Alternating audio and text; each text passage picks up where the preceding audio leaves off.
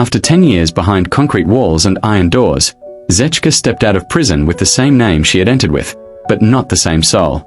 The gates closed behind her with a final metallic echo, and for a moment she simply stood there, breathing air that did not smell like rust or despair. Freedom, she realized, was not light. It was heavy. It pressed on her chest like an unpaid debt. 10 years earlier, she had lost everything in 19 minutes. 19 minutes. That was all it took for her life to be taken away by another woman. Not murdered in the legal sense, not erased from existence, but dismantled so completely that nothing familiar remained. In those 19 minutes, Zeczka lost her reputation, her future, her love, and finally her freedom. And the woman who did it walked away untouched, carrying a clean name and a satisfied smile. Zeczka remembered those minutes better than her own childhood. She could replay them in perfect detail.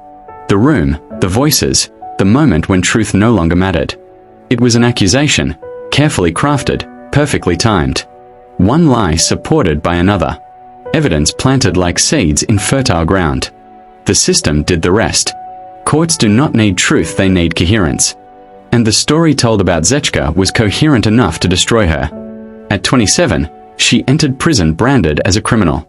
At 37, she walked out branded as something else entirely. Patient. Prison had not made her violent. It had made her precise. During those 10 years, she learned how people break, not with fists, but with silence. She watched alliances form and collapse. She listened more than she spoke. She read law books, psychology manuals, old biographies of people who had waited decades for revenge and those who had failed because they acted too soon. Zeczka learned the most important lesson early. Revenge rushed is revenge wasted. The woman she was waiting for was named Elira. Elira had once been her closest friend. They had shared apartments, dreams, secrets whispered at night. Elira knew Zeczka's fears, her weaknesses, the one mistake in her past that could be twisted into something unforgivable. And when Elira needed a way out of her own mess, when she needed a scapegoat, she chose the person who trusted her most. 19 minutes. A phone call. A statement. A tearful performance. Enough to point the blame away from herself and onto Zeczka. Enough to let the world decide who the villain was. While Zeczka learned how to survive prison, Elira learned how to thrive. She built a career. Married well. Appeared on panels, conferences, charity events. She spoke about justice, about resilience, about truth. Her name became associated with integrity. Sometimes, late at night, Zeczka would see her face on a newspaper left behind in the common area, smiling beneath a headline that felt like mockery. But Zeczka did not scream. She did not rage. She counted days. On the outside, the world had changed. Technology had moved on. People walked faster, looked down more often. No one noticed a quiet woman with careful eyes stepping into a city that had already forgotten her. That anonymity was a gift. She did not go looking for Elira immediately. Instead, she rebuilt herself piece by piece. She found work under a different version of her name. She listened. She observed. She mapped Elira's life the way a cartographer maps dangerous territory, slowly, respectfully, noting every weakness. Elira's life was beautiful from the outside. A glass house of achievements. But glass, Zeczka knew, shatters easily if you strike the right point. She discovered things. Not crimes. Elira was too smart for that, but patterns. Small inconsistencies. Stories that did not align. People who had been used and discarded. Truth, Zeczka realized, does not disappear. It waits for someone patient enough to assemble it. Years passed. Zeczka aged quietly. Elira aged publicly. And then the moment came, not dramatic, not explosive, but inevitable. Zeczka did not confront Elira with a weapon or a scream. She confronted her with mirrors. Documents surfaced. Old recordings, forgotten emails, timelines reconstructed with terrifying clarity. Not all at once, that would have been merciful, but slowly, methodically, released into the hands of people Elira trusted. Journalists. Colleagues. Friends. The same system that had once destroyed Zeczka now turned its attention to Elira. And Elira felt it. The first time their eyes met again was at a public hearing. Elira sat at the table, hands trembling slightly, while Zeczka sat behind her, unremarkable, almost invisible. Elira sensed something and turned. Recognition did not come immediately. Then it did. Color drained from Elira's face as she stared at the woman she had buried alive 10 years earlier. Zeczka did not smile. She did not need to. Her presence was the verdict. After the session, Elira approached her, voice shaking. "Why are you doing this?" She whispered. Zeczka looked at her calmly and said nothing. Because revenge, she had learned, is not about answers. It is about balance. Elira lost what she valued most, not in 19 minutes, but over months. Her reputation fractured. Invitations stopped coming. Allies distanced themselves. Doubt followed her like a shadow. And in the end, when the truth could no longer be contained, the same cold machinery that had once crushed Zeczka turned and consumed Elira. But there was no triumph. When it was over, Zeczka did not feel victorious. She felt complete. She walked away from the courthouse one last time, knowing that revenge had not given her back the years stolen from her, but it had taken something else instead. The power Elira once held over her life. Some people believe revenge is about hatred. Zeczka knew better. Revenge is about memory. And sometimes, waiting 10 years is not too long. Sometimes, it is exactly the right amount of time. Zeczka thought the story would end there. Most stories do, at the moment when justice finally catches up, when the scales balance and the past loosens its grip. But life is rarely that clean. Revenge may close one door, yet it often opens another you didn't plan to walk through. In the weeks after Elira's fall, Zeczka began to notice something unsettling. Silence did not bring peace. The noise of prison had been replaced by a quieter, more dangerous sound, her own thoughts. For 10 years, her identity had been built around waiting. Waiting for release. Waiting for the right moment. Waiting for Elira to feel what she had felt. Now that waiting was over, and the emptiness left behind was vast. People started to reach out. Journalists wanted interviews. Advocacy groups wanted her story. Some called her brave. Others called her cold.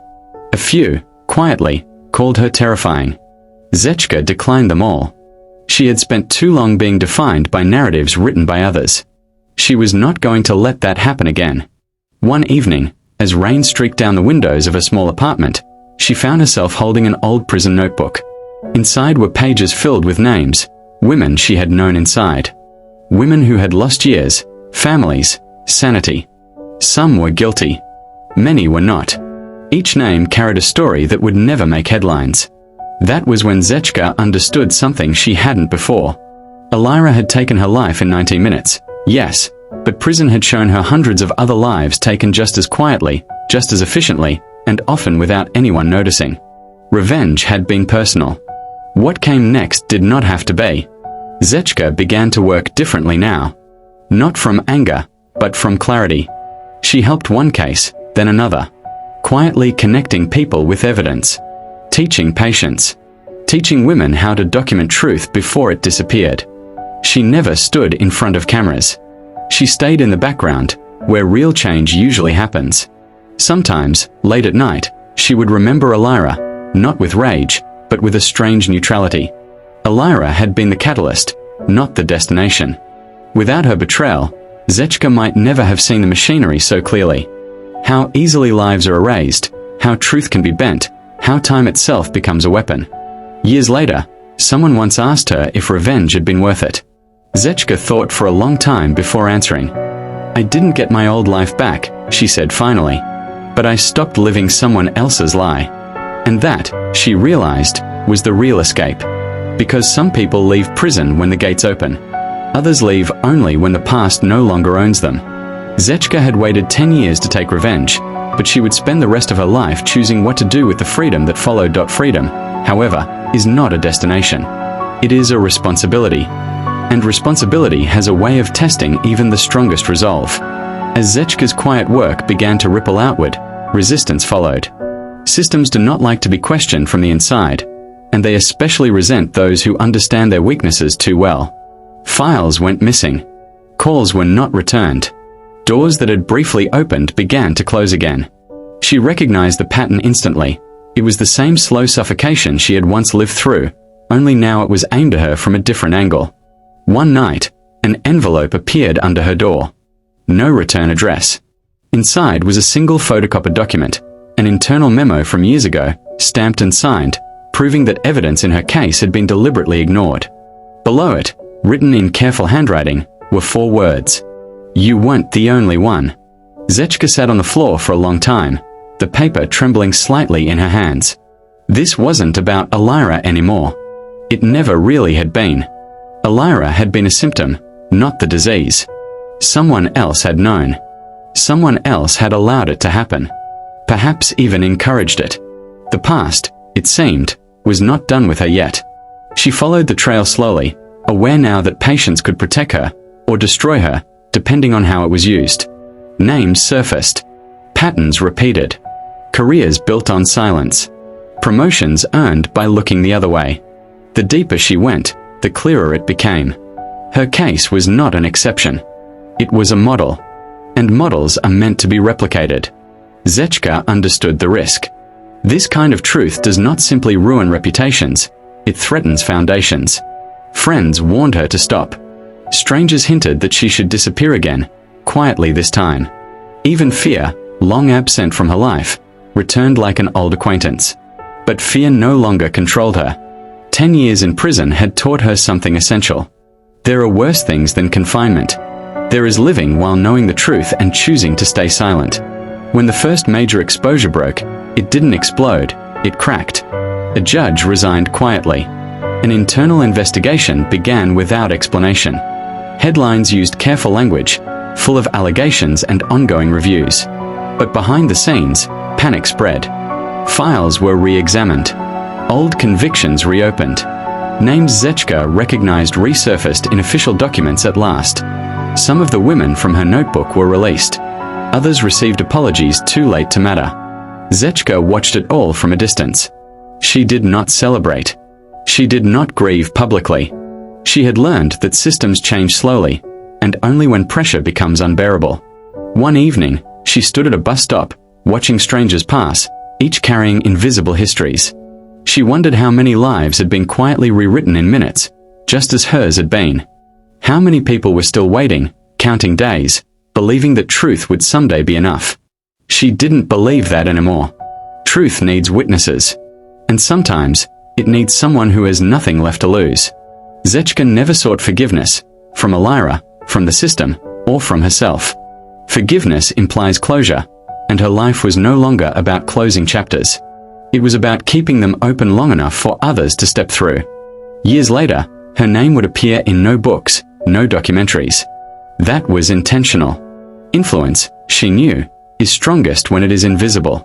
But somewhere, behind prison walls, a woman would hear that her case was being reviewed.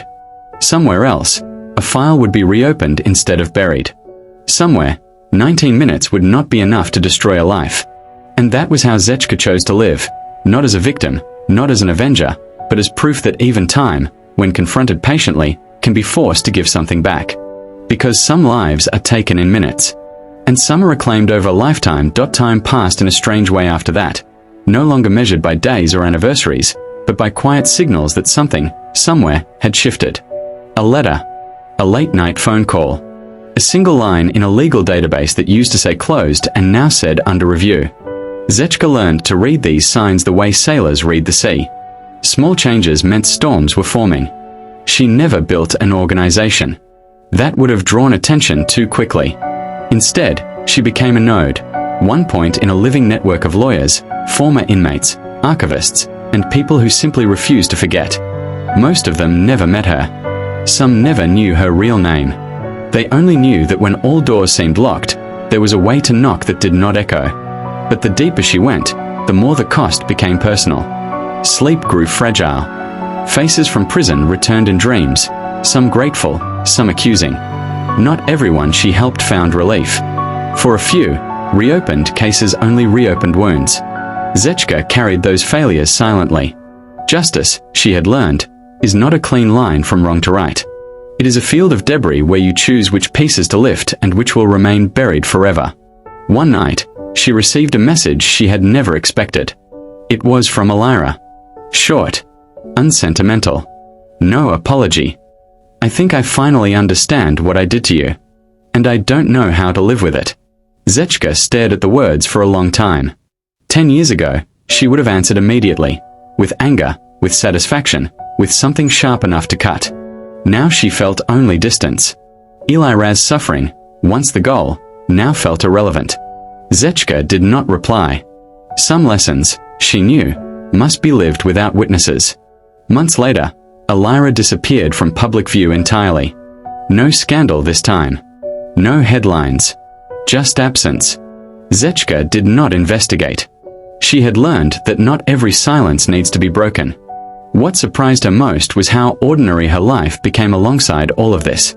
She bought groceries, missed buses, learned which cafe remembered her order. The woman who had once been reduced to a case number now existed in small, undeniable ways.